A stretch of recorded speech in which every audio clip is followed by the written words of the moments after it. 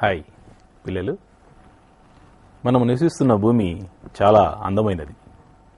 ఈ విశ్వంలో మనకు తెలిసినంత వరకు జీవం గల ఏకైక గ్రహం మన భూమి మాత్రమే. మన భూమిపై నివసించడానికి అనుకూలమైన పరిస్థితులున్నాయి. ఈ అందమైన భూగ్రహంపై గలగల పారే సెలయేరులు, ప్రకృతి సోయగాలు, పక్షుల కిలకిలారావాలు, సూర్యోదయాలు, సూర్యాస్తమయాలు మనకెంతో ఆనందాన్ని కలిగిస్తూ ఉంటాయి. ఈ అందమైన ప్రకృతి మధ్య మానవుడు ప్రతినిత్యం అనేక కొత్త విషయాలు కనుక్కుంటూ తన జీవితాన్ని సుఖమయం చేసుకుంటున్నాడు. ఇప్పుడు మన భూమి మీద ఉన్న కొన్ని అందమైన దృశ్యాలు చూద్దామా మరి? గలగల పారే సెలయేర్లు, పక్షుల కిలకిల రావాలు, ప్రకృతి సోయగాలు, సూర్యోదయాలు, సంధ్యా సమయాలు. పిల్లలు, ఈ విషయాలు మనకు ఎంతో ఆనందాన్ని కలుగజేస్తూ ఉన్నాయి. ఇంత అందమైన ప్రకృతి మధ్య మనం ఉన్నా కొన్ని ప్రకృతి వైపరీత్యాలు మానవ జీవనానికి తీవ్రమైన ఆటంకాన్ని కలుగజేస్తూ ఉన్నాయి. అవేమిటి మీరు చెప్పండి? అవి కరువులు కావచ్చు, భూకంపాలు కావచ్చు, అగ్నిపర్వతాలు కావచ్చు, వరదలు కావచ్చు, తుఫానులు కావచ్చు. ఇవి తీవ్రమైన ఆస్తి నష్టాన్ని, జన నష్టాన్ని కలిగించడమే కాకుండా ఎంతో మందిని నిరాశ్రయులను చేస్తాయి. ఆ దృశ్యాలు కొన్ని చూద్దామా ఇప్పుడు? తుఫాన్లు, వరదలు, కరువులు, భూకంపాలు. గమనిస్తున్నారా భూకంపాలను? అగ్నిపర్వత విస్ఫోటనాలు. ఈ ప్రకృతి వైపరీత్యాల్లో మనకు భూకంపాలు, అగ్నిపర్వతాలు మానవ జీవితంపై తీవ్రమైన ప్రభావాన్ని చూపిస్తూ ఉంటాయి. పిల్లలు, ఈరోజు మనం భూకంపాలు, అగ్నిపర్వతాల గురించి తెలుసుకుందామా మరి? భూకంపాలు, అగ్నిపర్వతాల గురించి మనం తెలుసుకునే ముందుగా ఇవి ఎట్లా సంభవిస్తాయి అంటే, భూమి అంతర్భాగంలో కొన్ని మార్పులు జరగడం వల్ల ఈ భూకంపాలు, అగ్నిపర్వతాలు మనకు సంభవిస్తూ ఉంటాయి. అంటే మొదట మనం భూ అంతర్భాగాల గురించి తెలుసుకోవాలన్నమాట. ఇప్పుడు ఈ చిత్రంలో మనం గమనిస్తే ఇది భూమి ఉపగ్రహ ఛాయాచిత్రం. భూ ఉపరితలంపై ఏముంటాయో మనకు తెలుసు. ఖండాలు ఉంటాయి, తర్వాత సముద్రాలు ఉంటాయి.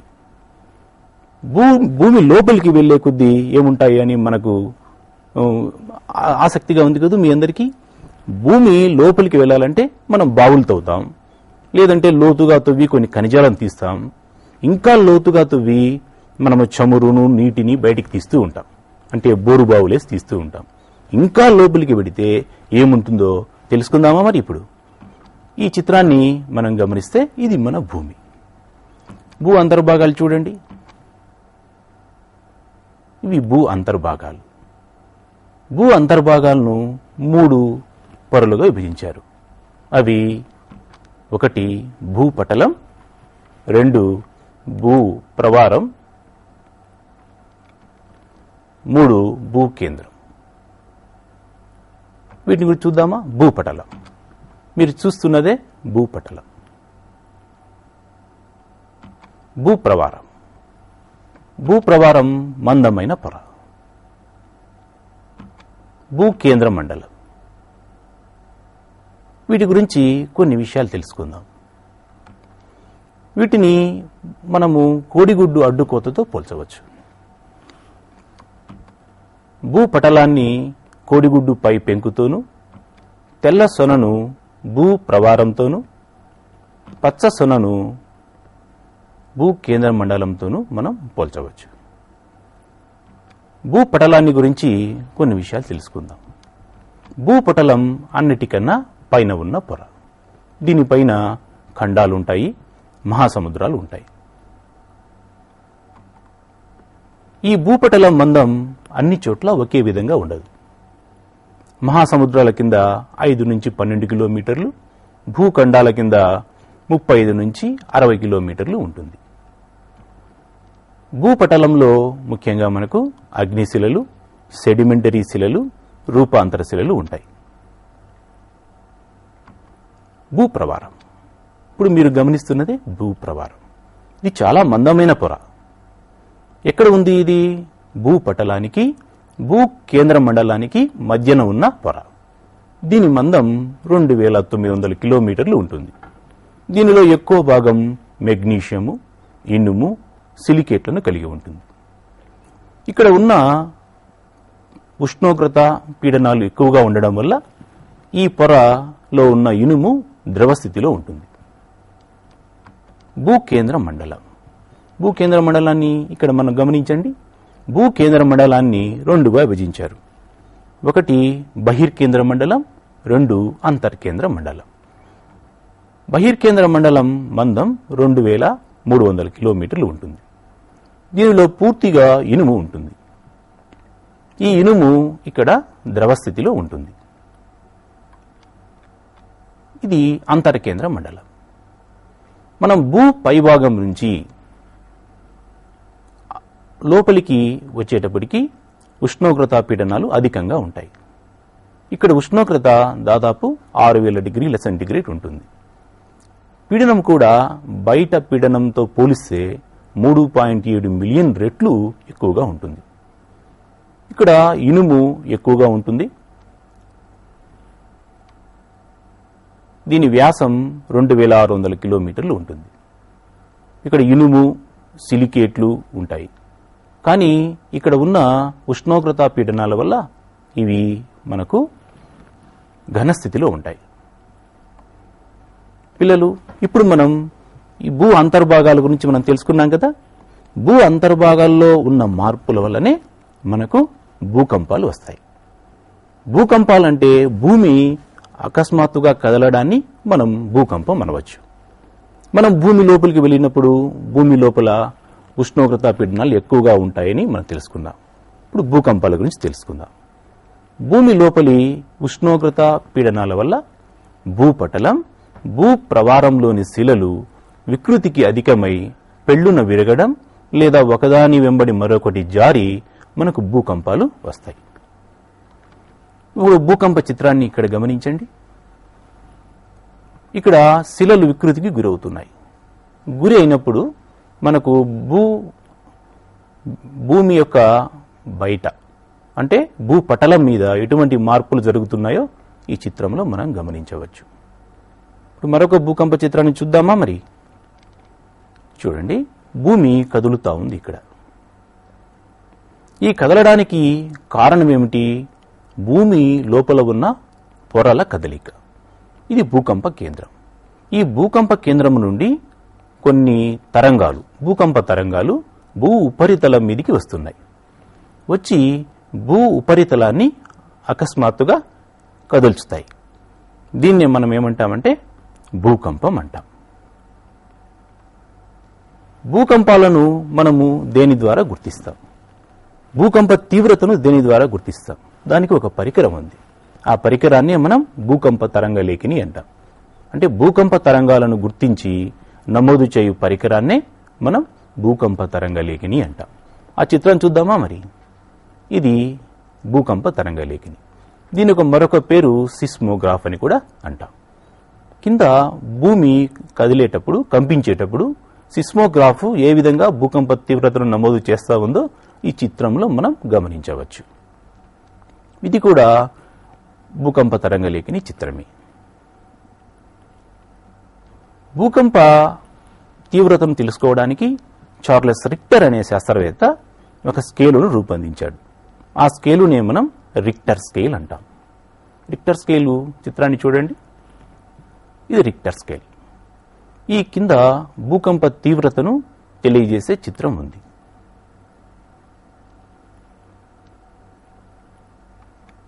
భూకంపాలు సంభవించడానికి ప్రధానమైన కారణాలు ఏవి? భూకంపాలు సంభవించడానికి కొన్ని కారణాలు ఉన్నాయి. అవి 1 ఉపరితల కారణాలు, 2 అగ్నిపర్వత సంబంధ కారణాలు, 3 విరూపణ కారక కారణాలు. పిల్లలు, ఉపరితల కారణాల వల్ల, అగ్నిపర్వత సంబంధ కారణాల వల్ల సంభవించే యొక్క భూకంపాల యొక్క తీవ్రత తక్కువగానే ఉంటుంది. మనకి ఎక్కువగా విరూపణ కారక భూకంపాల వల్ల సంభవించే భూకంపాల తీవ్రత ఎక్కువగా ఉంటుంది. ఇప్పుడు మనం ఉపరితల కారణాల గురించి తెలుసుకుందామా? మరి ఉపరితల కారణాలు ఏ విధంగా ఉంటాయో కొన్ని చిత్రాల ద్వారా మనం పరిశీలించండి. అశాస్త్రీయ పద్ధతుల ద్వారా నీటిని పైకి తేవడం. మనము బోరు బావులు వేసి భూమి అంతర్భాగంలో ఉన్న నీటిని వెలికి తీస్తూ ఉంటాం.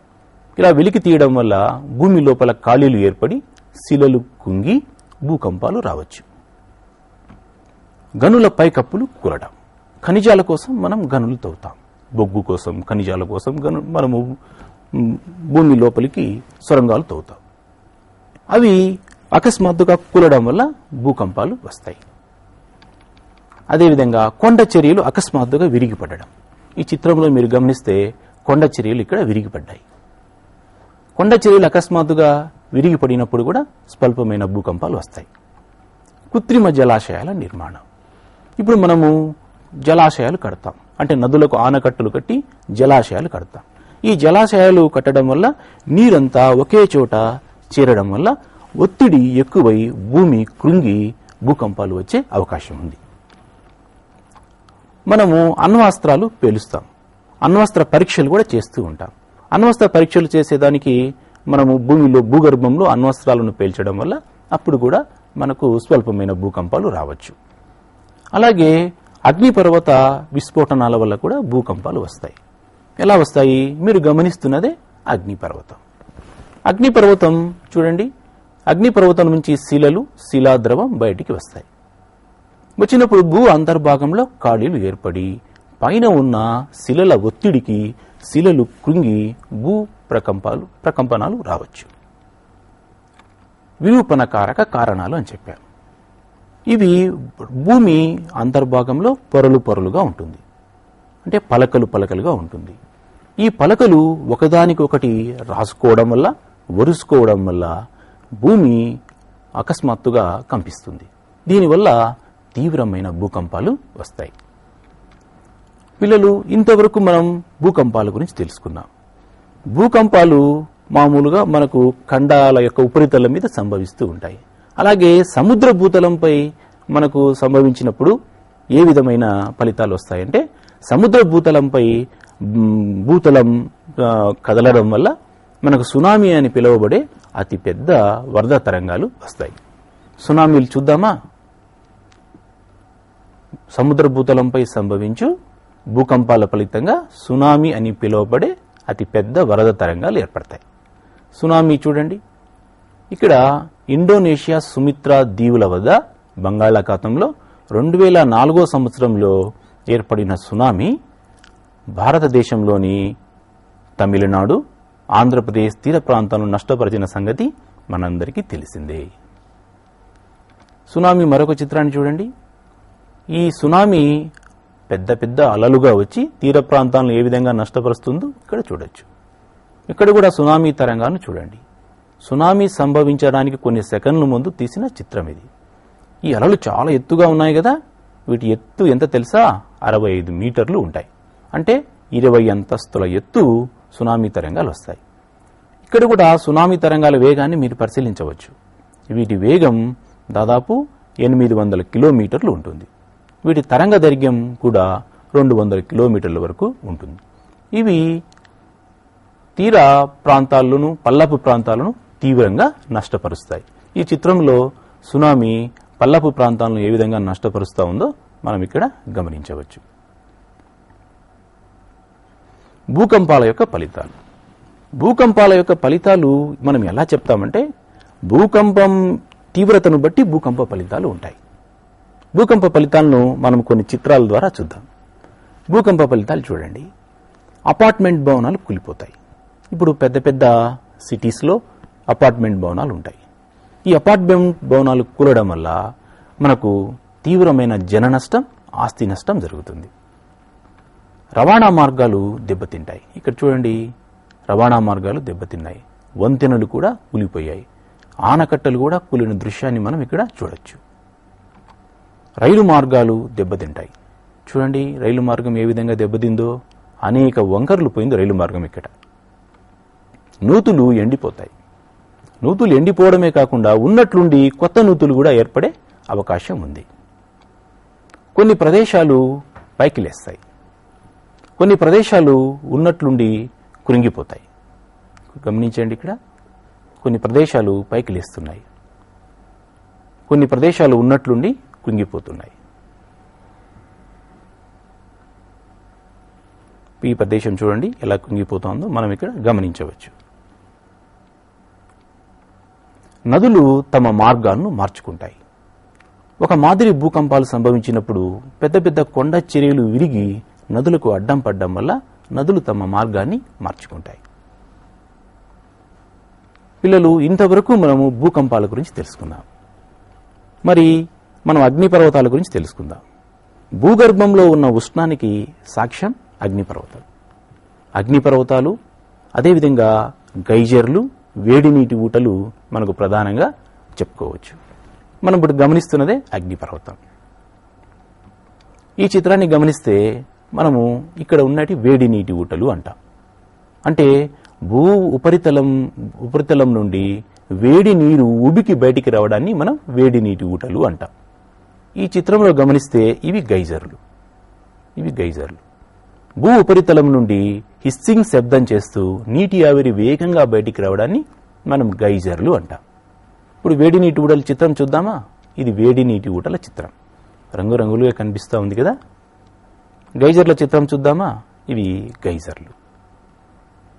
ఇవి గైజర్లు, వేడి నీటి ఊటలు మనకు ఎక్కడ ఉంటాయో అంటే న్యూజిలాండ్ ప్రాంతంలో ఇవి ఉన్నాయి. అగ్నిపర్వతాలు ఎక్కువగా ఉన్న ప్రదేశాల్లో కూడా మనకు ఈ వేడి నీటి ఊటలు ఉన్నాయి. ఐస్లాండ్ ప్రాంతంలో, న్యూజిలాండ్ ప్రాంతంలో, తర్వాత ఎల్లోస్టోన్ నేషనల్ పార్క్లోను ముఖ్యంగా ఈ వేడి నీటి ఊటలను, గైజర్లను మనం చూడవచ్చు. అదేవిధంగా అగ్నిపర్వతం. ఇప్పుడు మీ చిత్రంలో గమనిస్తున్నదే అగ్నిపర్వతం. ఈ అగ్నిపర్వతం అంటే ఏమిటి? అగ్నిపర్వతం భూతలంలో ఏర్పడిన ఒక రంధ్రం. దీని ద్వారా భూమిలో నుండి శిలలు, శిలాద్రవం, వేడి వాయువులు వేగంగా బయటికి వస్తాయి. ఇప్పుడు అగ్నిపర్వతం యొక్క చిత్రాన్ని చూద్దాం. అగ్నిపర్వతం గమనిస్తున్నారు కదా. భూమి యొక్క ఉపరితలం నుండి 60 నుండి దాదాపు 180 కిలోమీటర్ల లోతుకు వెళితే భూమిలో ఉన్న అధికమైన ఉష్ణోగ్రత పీడనాల వల్ల శిలలు కరుగుతాయి. శిలలు కరిగి కొన్ని వాయువులు వెలువడతాయి. అంటే ఇక్కడ శిలలు, శిలాద్రవం, వాయువులు కలిసి ఉంటాయన్నమాట. బయట ఇవి తేలిగ్గా ఉండడం వల్ల ఇవి ఉపరితలం వైపుకు ప్రయాణిస్తూ ఉంటాయి. ప్రయాణిస్తూ ఇక్కడ ఒక ఛాంబర్ను ఏర్పరచుకుంటాయి. దీన్నే మనం మాగ్మా ఛాంబర్ అంటాం. ఇది ఉపరితలం మీదకి వచ్చి ఉపరితలానికి ఒక రంధ్రాన్ని ఏర్పరుస్తుంది. దీన్నే మనం అగ్నిపర్వత ముఖద్వారం అంటాం. ఈ అగ్నిపర్వత ముఖద్వారం నుండి శిలలు, శిలాద్రవం, వేడి వాయువులు వేగంగా బయటికి వస్తాయి. దీన్నే మనం అగ్నిపర్వతం బద్దలవడం అంటాం. ఈ చిత్రాన్ని గమనించండి. అగ్నిపర్వతం ఎలా బద్దలవుతుందో మనం ఈ చిత్రంలో చూడవచ్చు. ఇక్కడ మాగ్మా ఛాంబర్ ఏర్పడింది. ఈ మాగ్మా ఛాంబర్ ఉపరితలం వైపుకు ప్రయాణిస్తూ ఉంది. ప్రయాణిస్తూ ఉపరితలానికి ఒక రంధ్రాన్ని ఏర్పరిచింది. దీన్ని మనం ఏమంటాము? అగ్నిపర్వత ముఖద్వారం అంటాం. ఈ అగ్నిపర్వత ముఖద్వారం నుండి వేడి వాయువులు, శిలలు, శిలాద్రవం వేగంగా బయటికి వస్తాయి. దీన్ని మనం అగ్నిపర్వతం పేలడం అంటాం. అగ్నిపర్వతాలు పేలడం వల్ల నీటి ఆవిరి, ఇతర వాయువులు వాతావరణంలోకి వస్తాయి. వచ్చి అధికమైన వర్షపాతాలు కురుస్తాయి. గమనిస్తున్నారా? అగ్నిపర్వతాల నుండి వెలువడే వాయువుల్లో ప్రధానమైనవి నీటి ఆవిరి, కార్బన్ డయాక్సైడ్ మరియు క్లోరిన్. పిల్లలు, ఇంతవరకు మనం అగ్నిపర్వతం పేలడం గురించి తెలుసుకున్నాం. అగ్నిపర్వతం పేలినప్పుడు మాగ్మా ఉపరితలానికి వస్తుంది అనుకున్నాం. అంటే మాగ్మాలో శిలలు, శిలాద్రవం కరిగి ఉంటాయి. ఆ బయటికి వచ్చిన తర్వాత ఆ లావా, ఆ మాగ్మాని మనం ఏమంటామంటే లావా అంటాం. లావా అంటే అగ్నిపర్వతం నుంచి బయటికి వచ్చిన శిలాద్రవాన్ని మనం లావా అంటాము. ఇక్కడ గమనించండి. ఇప్పుడు లావా ఏ విధంగా ప్రవహిస్తుందో మనం ఈ చిత్రంలో గమనించవచ్చు. ఇక్కడ అగ్నిపర్వతం పేలుతా ఉంది. గమనిస్తున్నారా? ఇక్కడ లావా ఉధృత ప్రవాహాన్ని మనం ఇక్కడ గమనించవచ్చు. ఈ లావా ఉష్ణోగ్రత దాదాపు 600 డిగ్రీల సెంటీగ్రేడ్ ఉంటుంది. ఎర్రగా మరుగుతున్న లావా ఎలా ప్రవహిస్తుందో మనం ఈ చిత్రంలో చూడవచ్చు. లావా ఉబికి భూమి నుంచి ఉబికి బయటికి వస్తూ ఉంది.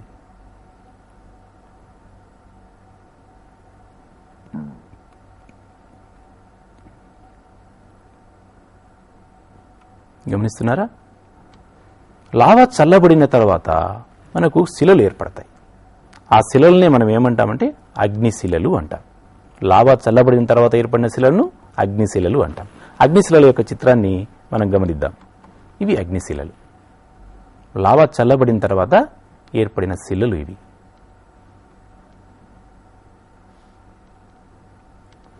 అగ్నిపర్వతాలు పేలేదానికి ముందు మనకు కొన్ని సూచనలు వెలువడతాయి. ఉన్నట్లుండి పరిసరాల్లో ఉష్ణోగ్రత పెరుగుతుంది. అగ్నిపర్వతం నుండి కొన్ని వాయువులు వెలువడతాయి. భూమి కూడా కంపిస్తుంది.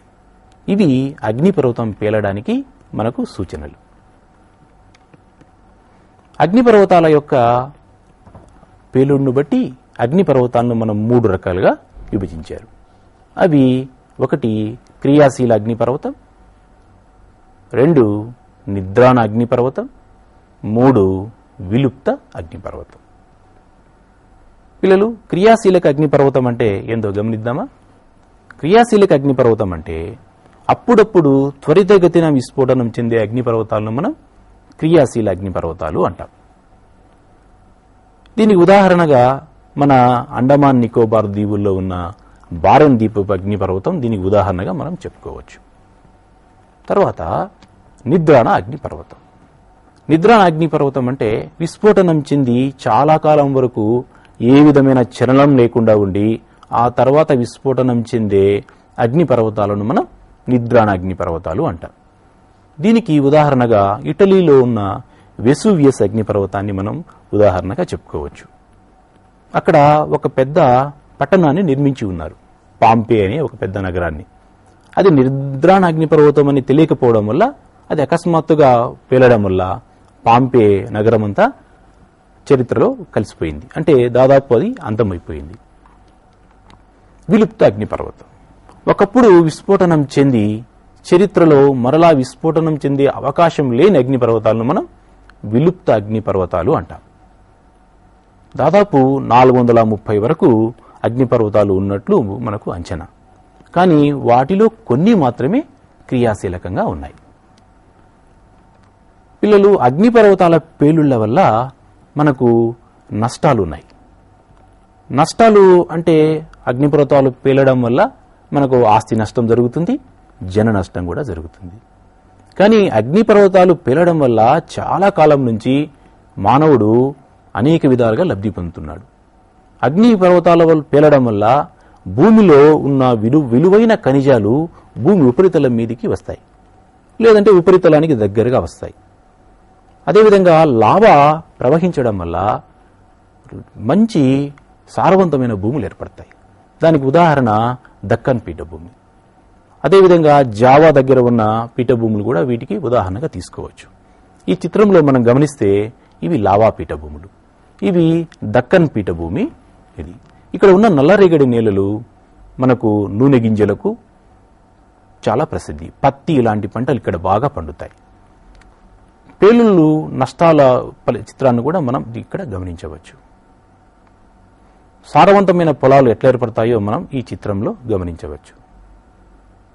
పిల్లలు, మనము ఇంతవరకు నేర్చుకున్న పాఠంలో కొన్ని ప్రశ్నలు తీసుకుందాం. అవి 1, భూమి ఎన్ని పొరలుగా ఏర్పడింది? అవి ఏవి? 2, భూకంపం అనగా నేమి? 3, భూకంపం సంభవించడానికి కారణాలు ఏవి? అగ్నిపర్వతం అనగా నేమి? అగ్నిపర్వత పేలుడుకు ముందు సూచనలు ఏవి? మాగ్మాకు లావాకు తేడా ఏమిటి? పిల్లలు, ఈ ప్రశ్నలను మీ నోట్బుక్ నందు నోట్ చేసుకుని వీటికి సమాధానాలు రాయండి. ఇప్పుడు ఒక ఆసక్తికరమైన అంశాన్ని మనం చూద్దాం. అగ్నిపర్వతం యొక్క పేలుడు యొక్క నమూనాను చూద్దాం. దీన్ని ఎలా చూద్దామో ఇక్కడ గమనించండి. ఇక్కడ ఇది అగ్నిపర్వత నమూనా.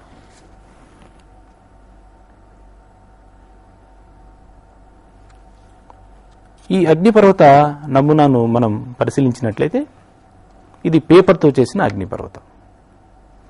దీనికి ఒక చిన్న ప్లాస్టిక్ డబ్బాను దీని ఇక్కడ ఉంచాలి. ఇది మామూలుగా ఫోటో ఫిలిమ్స్కు వస్తుంది.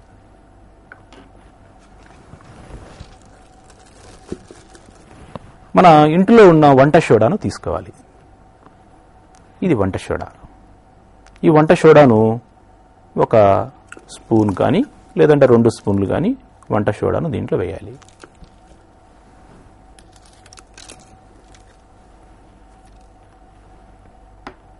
ఈ వంట సోడాకు మనము వంట పదార్థాలు కలిపే రంగును 1 స్పూన్ వేయాలి. దీనికి 1 స్పూన్ సోప్ ఆయిల్ కలపాలి. సోప్ ఆయిల్ లేదనుకోండి సర్ఫ్ పౌడర్ కలుపుకోవచ్చు.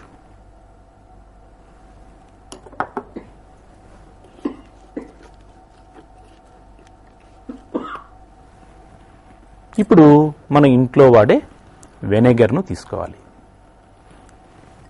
వెనిగర్ను మనం కలుపుతాం.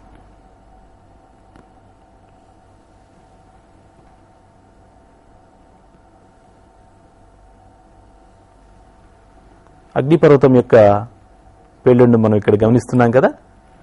ఇక్కడ వస్తున్నదే మనం లావా అని అనుకోవాలి. మరికొంత అగ్నిపర్వతాన్ని చూడొచ్చు. ఇక్కడ పొంగుతూ వస్తున్నదే మనం లావా అని చెప్తాం.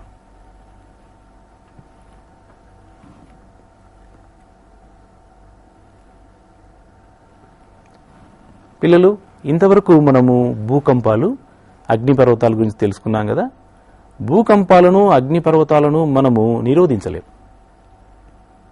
అంటే మనము ఇంత శాస్త్రీయ విజ్ఞానం పెరిగినా కానీ భూకంపాలను, అగ్నిపర్వతాలను మనం పూర్తిగా నిరోధించలేం. కానీ భూగర్భ శాస్త్రాన్ని మనం బాగా అధ్యయనం చేయడం ద్వారా భూకంపాలు, అగ్నిపర్వతాలు రాకముందే కొన్ని సూచనల ద్వారా వాటిని మనం భూకంపాలు, అగ్నిపర్వతాల యొక్క రాకను ముందుగానే పసిగట్టవచ్చు. పసిగట్టి మనకు జన నష్టం జరగకుండా చాలా వరకు మనం జాగ్రత్త పడవచ్చు. ఇప్పుడు కొన్ని ఉపగ్రహ చిత్రాల ద్వారా కూడా భూకంపాలు, అగ్నిపర్వతాల యొక్క పేలుళ్లను మనకు ముందే తెలుసుకుంటూ ఉన్నారు. కాబట్టి మనం భూగర్భ శాస్త్రాన్ని మనకు బాగా క్షుణ్ణంగా అధ్యయనం చేయడం ద్వారా మనకు ఎన్నో ఉపయోగాలు ఉన్నాయి. భూకంపాలు, అగ్నిపర్వతాలు ముందు సూచనలు తెలుసుకోవడమే కాకుండా భూగర్భంలో ఉన్న విలువైన ఖనిజాలు, వీటన్నిటి గురించి మనం తెలుసుకొని ఉండొచ్చు. Okay, bye children.